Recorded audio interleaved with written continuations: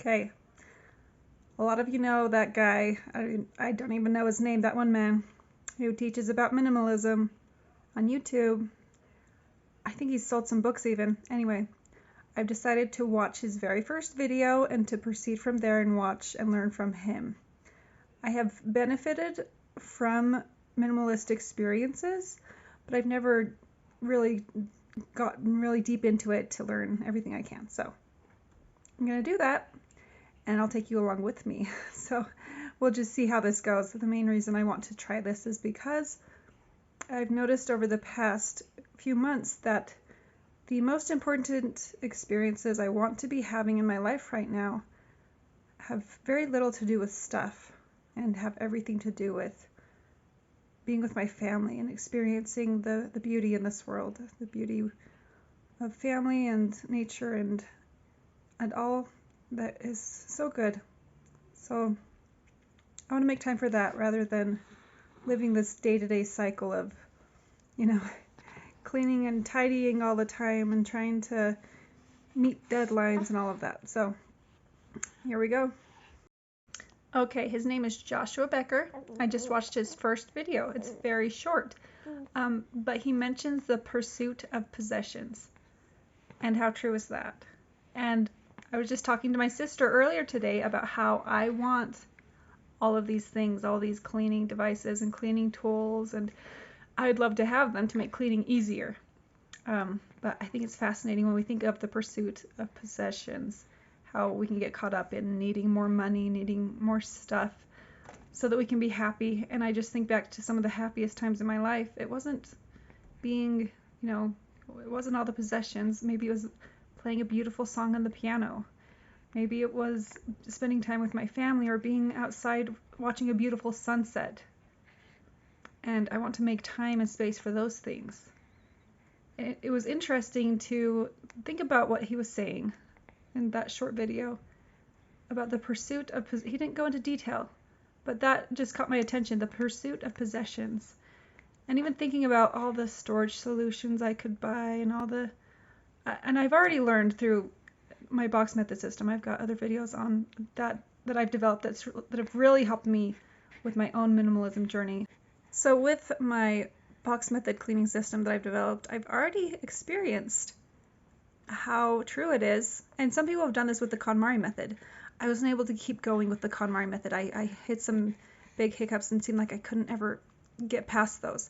So that's why I came up with the box method system. I was able to really go so much farther with that. So if KonMari works for you, great. But with what I had done, I experienced completely that I didn't need all the extra storage bins and storage containers and boxes and bags and all that stuff. But I have to wonder if having this further understanding and studying and listening to Joshua Becker, if I will be able to just live a minimalist lifestyle instead of, okay, things are getting kind of messy. I'll have to see. I'll have to check in with that. But I will say this. I did read Decluttering at the Speed of Life. It was not for me. I gave up on it early. I tried it out. One of my best friends recommended it to me over and over, and so I tried it out. It was so awful. But then I heard someone on the radio talking about the value of listening to other people, really listening, even if you disagree, and how good that is, and how some of the best leaders in the world know how to really listen, and they expect to learn something. They're not like waiting to contradict. Anyway, I listened to Decluttering at the Speed of Life, and by the end, I respected the book. I respected the writer of the book. I appreciated the book. And I didn't use any of her methods. And I did little bits here and there, but my house became more clean. As I was listening, my house was getting cleaner and cleaner. So whether or not what someone is saying is correct for you, if you want to be developing a goal or something, find someone who's passionate about that. Go and listen to them. You're going to learn, you're going to grow. So that's why I'm excited to listen to Joshua Becker. That's where I'm starting. and I'll just see if I can learn as much as I can from whoever I can. But that's what I learned for today, is just to think about, am I in the pursuit of possessions? And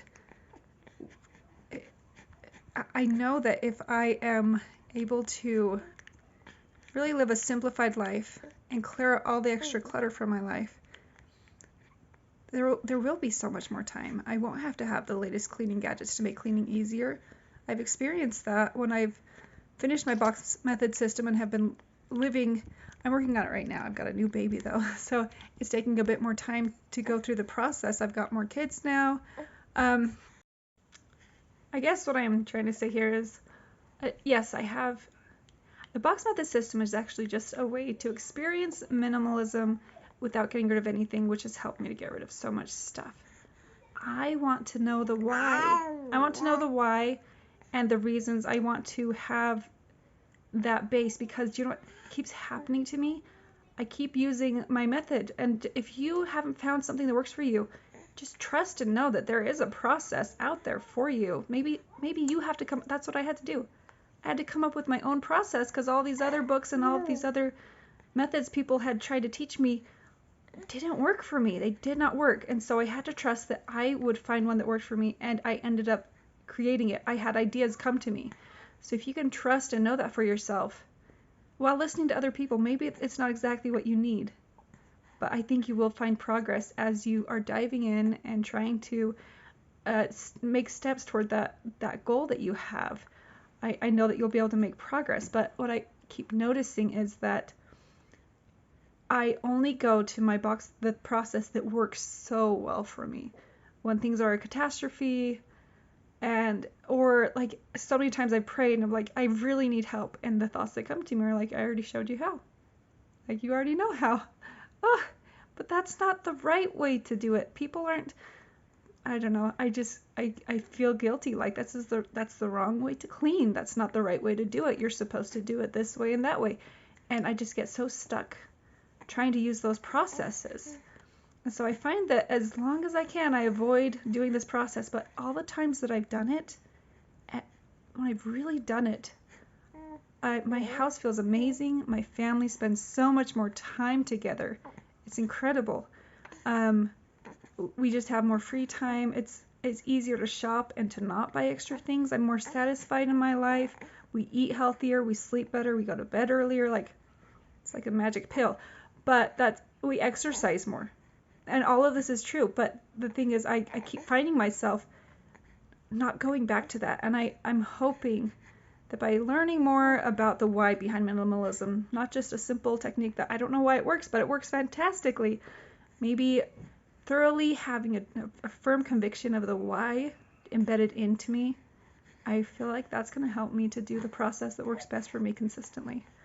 And I also happen to know that just by listening to him, thinking about those things, and moving forward, my house will get cleaner, whether it's the correct process or not. It's the intention.